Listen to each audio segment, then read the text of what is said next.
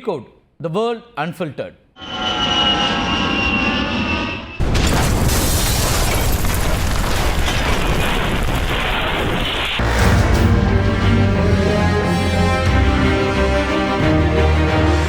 Goodbye, India.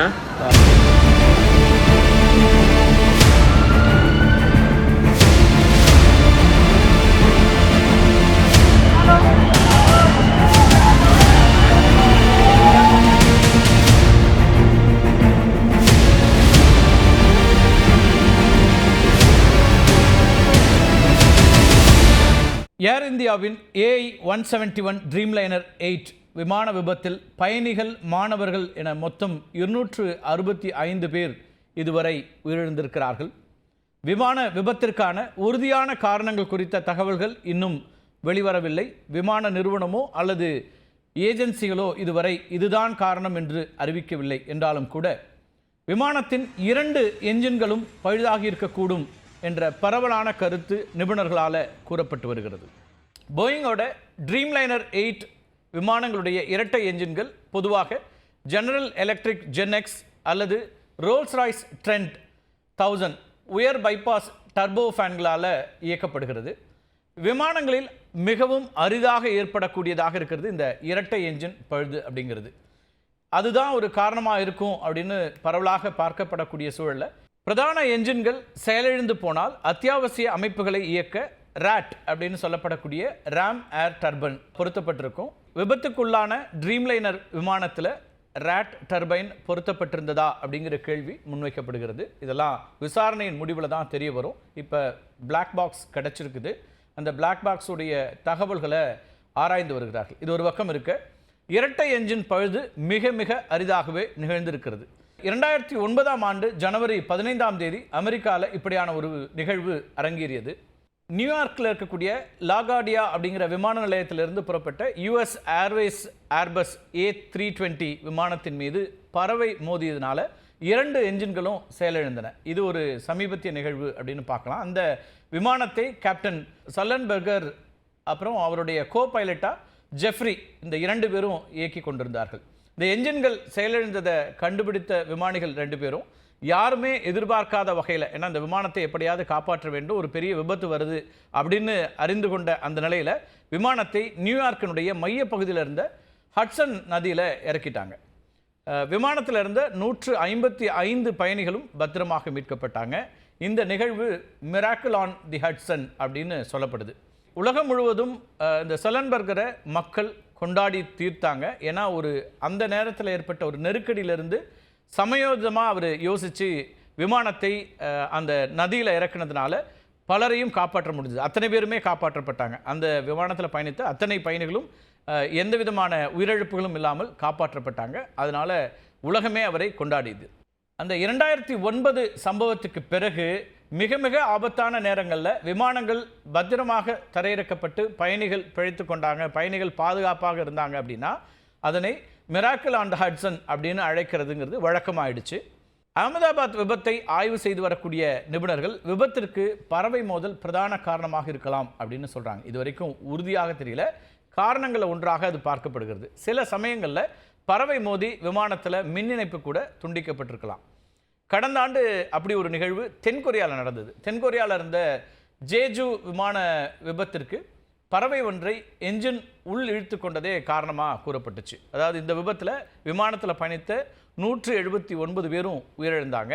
ஒரு பறவை விமானத்தினுடைய அந்த என்ஜினில் மோதுது. அப்போ அந்த என்ஜின் அந்த பறவையை உள்ளே இழுத்துட்டதுனால இந்த விபத்து ஏற்பட்டது. இப்போ அகமதாபாத்தை பொறுத்த வரைக்கும் அகமதாபாத் அமைந்திருக்கக்கூடிய குஜராத் மாநிலத்தில் மட்டும் 5 ஆண்டுகளில் 462 பறவை மோதல் சம்பவங்கள் பதிவானதாக 2023 டிசம்பர் மாதத்தில் நாடாளுமன்றத்தில் தாக்கல் செய்யப்பட்ட சிவில் விமான போக்குவரத்து அமைச்சக தரவுகளில் கூறப்பட்டிருக்கிறது. அப்படின்னா பறவைகள் தாக்குதல் அப்படிங்கிறது எப்படி இருக்குங்கிறது ஒரு சாம்பிளாக இந்த எண்ணிக்கை பார்க்கப்படுது. நிபுணர்கள் கணிக்கிற இன்னொரு காரணம் விமானத்தினுடைய ஃப்ளாப்ஸ். அது என்ன ஃப்ளாப்ஸ் அப்படின்னு கேட்குறீங்களா? ஃப்ளாப்ஸுங்கிறது விமானத்தின் இறக்கைகளில் இருக்கக்கூடிய மடிப்புகள். நம்ம நிறைய பேர் பார்த்துருப்போம், விமானத்தில் பயணிச்சிருப்போம். அந்த இறக்கைகளில் மடிப்புகள் இருக்கும். விமானம் டேக் ஆஃப் ஆகும்போது அந்த மடிப்புகள் அப்படியே விரிந்து வரும். இந்த ஃப்ளாப்ஸ் விமானங்கள் குறைவான வேகத்தில் மேலெழும்போது உயரத்தை உடனடியாக அதிகரிக்கிறதுக்கு உதவக்கூடியவை. இந்த ஃப்ளாப்ஸ் சரியாக விரிவடையாவிட்டால் விமானங்கள் மேலெழுவதில் கடுமையான சிக்கல்களை சந்திக்கும். பயணத்திற்கு முன்பாக ஃப்ளாப்ஸ் செட்டிங்கை விமானிகளே பரிசோதனை செய்வாங்க. ஃப்ளாப் செட்டிங் சீராக இல்லாமல் விமான விபத்து ஏற்பட்டால் அது ஒரு மனித தவறாகத்தான் கருதப்படும். இது வந்து ஒரு ஹியூமன் எரர். இப்போ ரெண்டு விஷயமாக தான் பார்க்குறோம். ஒன்று இது ஹியூமன் எரரா இல்லை டெக்னிக்கல் எரரா. ஏன்னா இப்போ வெதரை பொறுத்த வரைக்கும் சரியாக இருந்திருக்கு, அதனால் அந்த காரணம் ரூல் அவுட் பண்ணப்பட்டுருச்சு. அப்போ இது ஒரு மனித தவறாக இருக்கலாமா அப்படிங்கிற ஒரு பார்வையும் முன்வைக்கப்படும். இது மட்டும் இல்லாமல் தரமற்ற எரிபொருள் அல்லது எரிபொருள் அடைத்து கொள்ளுதல் போன்றவற்றாலும் கூட விமானங்களின் 2 என்ஜின்களும் செயல்படாமல் போவதற்கான வாய்ப்புகள் இருந்திருக்கு. விமான என்ஜின்கள் துல்லியமான எரிபொருள் அளவீட்டு அமைப்பினால தான் சீராக செயல்படுகின்றன. அந்த அமைப்பு சரியாக செயல்படாத பட்சத்தில் என்ஜினில் எரிபொருள் பற்றாக்குறை ஏற்பட்டு என்ஜின் செயல்பாடு நின்று போகும். இந்த கேள்விகளுக்கெல்லாம் விடை தரக்கூடிய ஒரு முக்கியமான அம்சங்கிறது கருப்பு பெட்டி. உங்கள் எல்லாருக்கும் தெரியும். இது என்ன நடந்திருக்கிறது அப்படிங்கிற விசாரணைக்கு மிகப்பெரிய அளவில் உதவக்கூடியதாக இந்த கருப்பு பெட்டி தான் இருக்கும். விபத்தின் போது விமானத்தின் வால் பகுதியில் பாதிப்பு குறைவாக இருக்கும் அப்படிங்கிறதுனால எப்போவுமே அந்த பகுதியில் தான் கருப்பு பெட்டிகள் வைக்கப்படுகின்றன. சரி, இந்த கருப்பு பெட்டியில் என்ன இருக்கும், என்ன டேட்டா இருக்கும், எப்படி இது பாதுகாக்கப்படும், இந்த டேட்டா எப்படி வந்து விசாரணைக்கு உதவும் அப்படிங்கிற கேள்விகள் இருக்கலாம். அதில் குறிப்பாக பார்க்கணுன்னா கருப்பு பெட்டியை பொறுத்த வரைக்கும் எஃப்டிஆர் அப்படிங்கிற டிஜிட்டல் விமான தரவு ரெக்கார்டர், அதே போல் சிவிஆருங்கிற காக்பிட்டோட குரல் ரெக்கார்டர், இந்த 2 விதமான கருவிகள் இருக்கும். டிஜிட்டல் விமான ரெக்கார்டர் அப்படிங்கிறது விமானத்தினுடைய உயரம், எரிபொருள், வானியல் குறித்த தரவுகள் எல்லாம் பதிவு செய்யக்கூடியதாக இருக்கும். அதே நேரத்தில் காக்பிட் குரல் ரெக்கார்டர் இருக்கு இல்லையா, வாய்ஸ் ரெக்கார்டர், அது என்ன செய்யும்னா விமானிகளுடைய உரையாடல்களை பதிவு செய்யும். இப்போ அதீதமான ஒரு நெருப்பு, உப்பு நீர், உயர் வெப்பநிலை அப்படின்னு என்ன விதமான சூழல் இருந்தாலும் பாதிப்பு ஏற்படாத வகையில் கருப்பு பெட்டிகள் வடிவமைக்கப்பட்டிருக்கும். இது உங்கள் எல்லாருக்குமே தெரியும். விமானங்கள் எங்கு விழுந்தாலும் அங்கிருந்து சமிக்கைகளை அனுப்பி கொண்டிருக்கக்கூடிய வகையில் இந்த கருப்பு பெட்டிகள் இருக்கும். மிகவும் எளிமையாக கண்டறிய வகையில் ஒளிரக்கூடிய ஆரஞ்சு நிறத்தில் கருப்பு பெட்டிகள் வடிவமைக்கப்பட்டிருக்கின்றன. அப்போ ஆரஞ்சு நிறத்தில் இருந்தாலும் ஏன் இப்போ கருப்பு பெட்டி அப்படின்னு சொல்கிறாங்கன்ற கேள்வி எல்லாம் அதற்கு என்ன காரணம்னா அதுக்கும் சில காரணங்கள் சொல்லப்படுது. இந்த பெட்டிகளில் உள்புறம் வந்து கருப்பாக இருக்கும், அதனால் கருப்பு பெட்டி அப்படின்னு அழைக்கப்படுவதாகவும் சொல்லப்படுது. அதே போல் விபத்து நடந்த பிறகு எரிந்த நிலையில் இவை கண்டுபிடிக்கப்படுறதுனால கருப்பு பெட்டி அப்படின்னும் அழைக்கப்படுறதாக கூறப்படுகிறது. பொதுவாக கருப்பு பெட்டிகள் ஸ்பியர், சிலிண்டர் மற்றும் டோம் வடிவங்களில் இருக்கும். இந்த பெட்டியினுடைய ஒரு புறத்தில் 1 இன்ச் அளவில் flight recorder to not open அப்படிங்கிற அந்த எழுத்துக்கள் அதில் இருக்கும். நான் 2 வகையான தரவுகள் இருக்குன்னு சொன்னேன் இல்லையா, அப்போ அதில் இந்த எஃப்டிஆர் அப்படிங்கிற தரவில் அந்த ரெக்கார்டிங்கில் விமானத்தினுடைய 25 மணி நேர தகவல்களை சேமித்து வைத்திருக்க முடியும். அதே போல் சிவிஆர் காக்பிட்டோடைய வாய்ஸ் ரெக்கார்டர் சொன்னேன் இல்லையா, அது என்ன நடக்கும்னா கடைசி 2 மணி நேர குரல் பதிவுகளை சேமித்து வைத்திருக்கும்.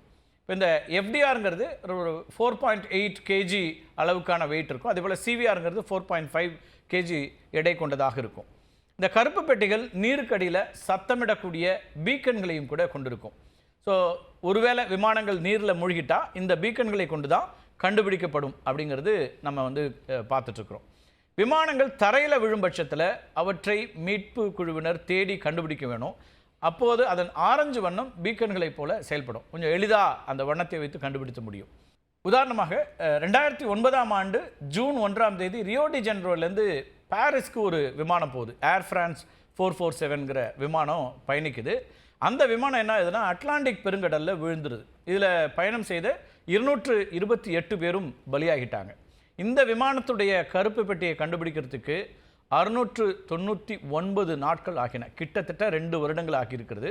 ஆனால் இப்போ இந்த அகமதாபாத் விபத்தை பொறுத்த வரைக்கும் நமக்கு கருப்பு பெட்டி உடனடியாக கண்டுபிடிக்கப்பட்டிருக்கிறது. கருப்பு பெட்டியினுடைய டேட்டாவும் ஆய்வு மேற்கொள்ளப்பட்டு வருகிறது. அதே போல் இன்னொரு இன்சிடென்ட் பார்த்தோன்னா 2014ஆம் ஆண்டு மார்ச் 8ஆம் தேதி 239 பேருடன் மலேசியாவின் கோலாலம்பூர்லேருந்து சீனாவுடைய பெய்ஜிங்க்கு சென்ற MH370 விமானம் மாயமானது. இது எல்லாருக்குமே தெரியும், அதிகமாக பேசப்பட்ட ஒரு சம்பவம். இந்த விமானத்துடைய கருப்பு பெட்டி இதுவரை கண்டுபிடிக்கப்படவில்லை. இதுவும் ஒரு முக்கியமான நிகழ்வு. இந்த கருப்பு பெட்டியை கண்டறியறதுல காலதாமதம் எவ்வளவு வேணாலும் நடக்கலாம், கண்டறிய முடியாமலும் போகலாம் அப்படிங்கிறதுல. ஆக கருப்பு பெட்டிங்கிறது இந்த விபத்துகளில் மிக முக்கியமாக இருக்கக்கூடிய ஒன்றாக இருக்குது. பிளாக் பாக்ஸில் கிடைக்கக்கூடிய டேட்டாவை வைத்து ஓரளவுக்கு இந்த விபத்துக்கான காரணம் என்ன அப்படிங்கிறத புரிந்து கொள்ள முடியுங்கிறது நம்ம இதிலேருந்து அறிய முடியும். இதுக்கு பிறகு இன்னொரு சிக்கல் அகமதாபாத் இந்த விமான விபத்தில் இருக்குது. பொதுவாகவே விமானங்கள் வெடித்து சிதறும்போது பெருமளவுக்கு அதில் இருக்கக்கூடிய ஃபியூல்னால் பலரும் உரு தெரியாமல் அழிஞ்சிடுவாங்க. இது வந்து ரொம்ப கோரமான ஒரு விபத்தாக தான் இருக்கும். இதுதான் ரொம்ப மனிதர்களை நிலைகுலைய வைக்கக்கூடியது அப்படின்னு சொல்லலாம். இப்போ அகமதாபாத் விமான விபத்தில் உயிரிழந்தவர்களையும் கூட அப்படி கண்டறியறதுல மிகப்பெரிய சிக்கல் இருக்குது. ஏன்னா அது வெடித்து சிதறி இருக்குது. அப்படி சிதறும்போது பலருடைய முகங்கள் அடையாளம் தெரியாத அளவுக்கு மாறி இருக்குது. இன்னும் சொல்லப்போனால் கிட்டத்தட்ட 70 பேர் ஃபாரினர்ஸ். இப்போ அவங்கள அடையாளம் கண்டறியணும் அப்படிங்கிறதும் ஒரு முக்கியமான சேலஞ்சாக இப்போ மாறி இருக்குது. இப்போ இந்த மாதிரியான விபத்துகளில் உயிரிழந்தவர்களை மரபணு மூலமாகத்தான் அடையாளம் காண வேண்டிய ஒரு நிலை அப்படிங்கிறது ஏற்படுது. விபத்தில் உயிரிழந்தவர்களில் பெரும்பாலானவர்கள் தீயில கருகி இருக்கிறாங்க. அதை நம்ம ஏற்கனவே குறிப்பிட்டிருக்கிறோம். அப்போ அடையாளம் காண்பது அப்படிங்கிறது ஒரு கடும் சிக்கலான ஒன்று. ஒரு உடல் முற்றிலுமாக கருகி எலும்புகள் கூட கிடைக்காத போது அடையாளம் காணும் செயல்முறை மிகவும் கடினமானதாக மாறிவிடுகிறது. இது இயல்பாக இருக்கும். உடலில் இருக்கக்கூடிய நகைகள் உள்ளிட்ட மற்ற பொருட்களை வைத்தும் கூட அடையாளம் காணும் பணிகள் மேற்கொள்ளப்படும். பொதுவாகவே இந்த மாதிரி விபத்துகளில் பேரிடர்களில் இது நடக்கும். உடல் கருகி ஒருவர் உயிரிழக்கும் போது 80% சம்பவங்களில் அவர்களின் பொருட்களை வைத்தே அடையாளம் காணப்பட்டிருக்கிறது. டிஎன்ஏ விவரக்குறிப்புக்கு உடல் பாகங்கள் பயன்படுத்தப்படும். பின்னர் அது பயணிகளுடைய பட்டியல் மற்றும் அவர்களது குடும்ப உறுப்பினர்களுடைய அந்த டிஎன்ஏவோட பொருத்தி பார்த்து அதுக்கு பிறகு ஒரு முடிவுக்கு வருவாங்க. இந்த மரபணு சோதனைகளுக்கு 3 அல்லது 4 நாட்களோ அதை விட கூடுதலான நாட்களோ கூட ஆகலாம். இப்போ அகமதாபாத் விமான விபத்தில் வெளிநாடுகளை சேர்ந்த 70 பேர் உயிரிழந்திருக்காங்கன்னு சொன்னேன் இல்லையா? இப்போ அவர்களுடைய உறவினர்கள் வரவழைக்கப்பட்டு மரபணு சோதனைக்கு பிறகுதான் உடல்கள் ஒப்படைக்கப்படும். இது நடைமுறை. அகமதாபாத் விமான விபத்தில் உயிரிழந்தவர்களுடைய இந்த கேஸ் ஸ்டடி பார்த்தா ஒவ்வொருத்தருடைய நிலையும் ரொம்ப கவலைக்குரியதாக இருக்கும். நீங்கள் மனைவி இறந்துட்டாங்க, அவங்களுக்கான இறுதி காரியம் செய்யறதுக்கு அஸ்தியை கரைக்கிறதுக்காக இந்தியா வந்த ஒருத்தர் இறந்துட்டார். அப்போது அதே போல் திருமணமான புது மணப்பெண் இறந்துருக்காங்க, ஒரே வாரத்தில் இறந்துருக்கிறாங்க. ஒரே குடும்பத்தை சேர்ந்த கணவன் மனைவி 3 குழந்தைகள் 5 பேரும் இறந்துருக்கிறாங்க. இப்படி பல சோகங்கள் இருக்குது. ஒவ்வொருத்தருடைய இறப்பும் அந்த குடும்பத்தில் மிகப்பெரிய இழப்பையும் குடும்பத்தில் மட்டும் இல்லை, பார்க்கக்கூடிய அத்தனை பேருடைய நெஞ்சங்களையும் உருக்கக்கூடியதாக இருக்குது. இவ்வளவு பெரிய விபத்தில் ஒருத்தர் உயிர் தப்பியிருக்கிறார். விஸ்வாஸ்குமார் ரமேஷ் அவர் உயிர் தப்பியிருக்கிறது எல்லோராலும் பார்க்கப்படக்கூடிய ஒன்றாக இருக்குது. அவர் பயணித்த சீட்டுடைய நம்பர் 11A. ஏர் இந்தியாவுடைய போயிங் 787 விமானத்தில் 11Aங்கிறது எக்ஸிட்க்கு அருகில் இருக்கக்கூடிய ஒரு சீட்டாக இருக்கும். விமான விபத்தின் இடிபாடுகளிலிருந்து சிறு சிறு காயங்கள், ஆங்காங்கே இரத்த கரைகளோட சாதாரணமாக நடந்து சென்றதை பார்த்து உலகமே ஆச்சரியத்தில் ஆழ்ந்தது. நம்ம அந்த வீடியோ காட்சிகளை நீங்கள் எல்லாருமே பார்த்துருப்பீங்க. God's grace, sheer luck, miracle seat 11A அப்படின்லாம் நெட்டிசன்களால் விஸ்வாஸ்குமார் ரமேஷ் உயிர் தப்பியது குறித்து பல்வேறு விதமான பதிவுகளும் அவங்க பதிவு செய்துட்ருக்காங்க. இது விஸ்வேஷ்குமார்கிட்டயே ஊடகங்கள் பேசும்போது தூர்தர்ஷன்லேருந்து பேசியிருக்காங்க. அப்போ அவர் என்ன சொல்கிறாருன்னா, நான் எப்படி உயிர் தப்பினேன் அப்படின்னு எனக்கே தெரியல அப்படின்னு சொல்கிறார். போயிங் 787 விமானத்தில் உயிர்காக்கும் அதிசயமாக மாறிய இந்த 11A சீட் இருக்கு இல்லையா, மற்றொரு விமான மாடலான போயிங் 737 மிக மோசமான இருக்கைகளில் ஒன்றாக கருதப்படுகிறது. விண்டோ இல்லாத விண்டோ சீட் அப்படின்னும் 11Aவை அழைக்கிறாங்க. இதற்கு முன்னதாகவும் பல விபத்துகளில் ஒருவர் மட்டுமே உயிர் பிழைத்த சம்பவங்களோட நடந்திருக்குது.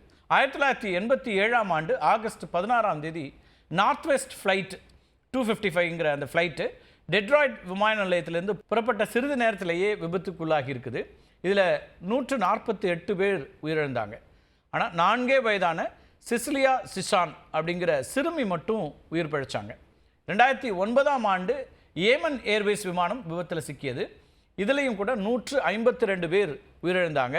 அதே நேரத்தில் 12 வயது பகியா பக்காரிங்கிற சிறுமி மட்டும் உயிர் பிழைத்தார்.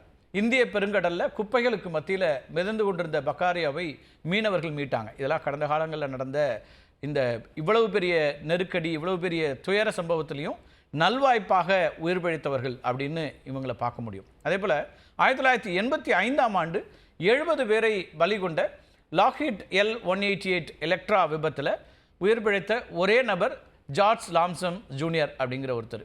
17 வயதான லாம்சன் பயணித்த விமானம் புறப்பட்ட சிறிது நேரத்திலேயே தீப்பற்றி நெடுஞ்சாலையில் விழுந்தது. தன்னுடைய இருக்கையிலிருந்து தூக்கி எறியப்பட்ட லாம்சன் உயிர் பிழைத்தார். இதே மாதிரி 2006ஆம் ஆண்டு கென்டக்கியில் ஒரு விமானம் விபத்தில் சிக்கியது. 49 பேர் உயிரிழந்த நிலையில் ஜேம்ஸ் போலஹின்கே அப்படிங்கிற ஒருத்தர் மட்டும் உயிர் தப்பினார். இது மாதிரி பல விபத்துகளில் ஒருவர் அல்லது இருவர் மட்டும் உயிர் தப்பிய சம்பவங்கள் அப்படிங்கிறது வரலாற்றில் இருக்குது. இதேபோல் இன்னொரு சம்பவம் சொல்லணும்னா, மார்ச் 2018ஆம் ஆண்டில் ஹவானா அருகே ஒரு விமான விபத்து நடக்குது. விமானம் புறப்பட்ட கொஞ்ச நேரத்திலேயே விபத்துக்குள்ளாயிடுச்சு. அதில் 112 பேர் இறந்துட்டாங்க. இதில் 4 பேர் காயமடைஞ்சாங்க. இதில் 3 பேர் உயிரிழக்க, மெய்லன் அப்படிங்கிற ஒரு பெண் மட்டும் ஓராண்டு கால சிகிச்சைக்கு பிறகு நலம் பெற்று வீடு திரும்பினார். பல விமான விபத்துகளில் ஒட்டுமொத்தமாக அதில் பயணித்தவர்கள், அதே போல் விமான குழுவை சார்ந்தவர்கள் அப்படின்னு அத்தனை பேரும் இருந்தாலும் ஒருவர் மட்டுமே தப்பித்த நிகழ்வுகள் அப்படிங்கிறது நம்ம வரலாற்றில் சிலவற்றை பார்த்தோம். அப்படி தான் அகமதாபாத் விமான விபத்துலேயும் கூட அந்த விமானத்தில் பயணித்த பயணிகள், அது மட்டும் இல்லாமல் அந்த குழு அத்தனை பேருமே இறந்துட்டாங்க. அது மட்டும் இல்லை, கூடுதலாக அந்த விமானம் மோதியதுனால அங்கே இருக்கக்கூடிய மருத்துவமனையினுடைய அந்த ஹாஸ்டலில் இருந்த பல பயிற்சி மருத்துவர்கள் உயிரிழந்திருக்கிறாங்க. இப்படி உயிரிழப்புகள் நிறைய நடந்திருக்கக்கூடிய இந்த விபத்தில் தான் நல்வாய்ப்பாக விஸ்வாஸ்குமார் ரமேஷும் உயிர் பிழைத்திருக்கிறார். அந்த அந்த இன்சிடெண்ட்டை நான் தன்னால் ரீகால் பண்ணவே முடியல அப்படின்னு சொல்லியிருக்காரு. கிட்டத்தட்ட விஸ்வாஸ்குமார் ரமேஷும் வரலாற்றில் இப்படி ஒரு துயர சம்பவமாக இருந்தாலும் அப்படி துயர சம்பவங்களை திரும்பி பார்க்கக்கூடிய வரலாற்றில் இடம்பெற்ற ஒருவராக மாறியிருக்கிறார். மீண்டும் ஒரு காணொலியில் சந்திக்கலாம் நண்பர்களே. நன்றி, வணக்கம்.